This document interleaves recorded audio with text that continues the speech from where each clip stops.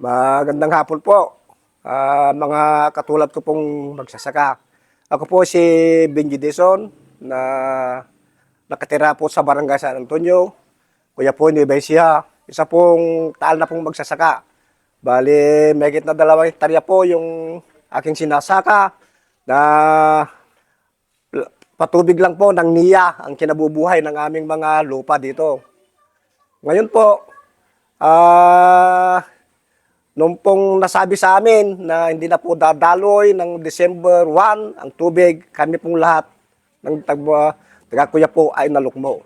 Ang ibig sabihin, nanghina po ang aming mga kalooban, bagamat sa pagkalugi namin noong panahon na pagsasaka, dito sana sa kami susulit kung sakali.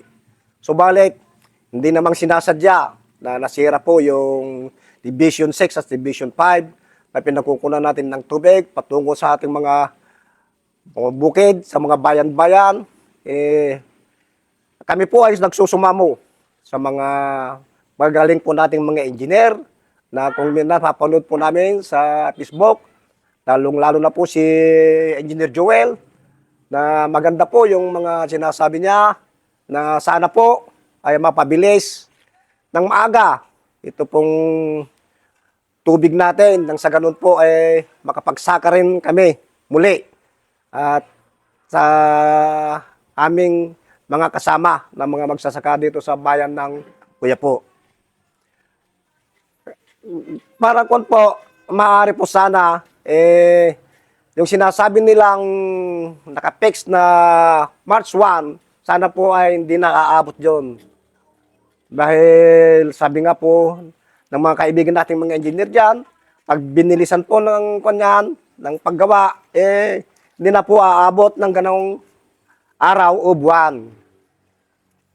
Kami po ay nagsusumamo sa inyo pong lahat ng mga engineer na siyang nakahawak sa NIA. Sana po ay madaliin at pabilisin ang paggawa po niya. Sa ganoon po ay makapaghabol po kami muli ng magsasaka para sa pagkalugi po namin ay makabawi ng konti. Yun lang po ng mga magsasaka ang ipinapaabot ko sa inyo pong lahat na ako po nanawagan po sa aking kumpare na kung maaari po makapainan din ako ng Radyo Gimba natin. Nang sa ganun ay masabi ko naman po ang aking kalooban na makapagsaka muli. Ayun po lamang at marami pong salamat at magandang hapon po sa inyong lahat.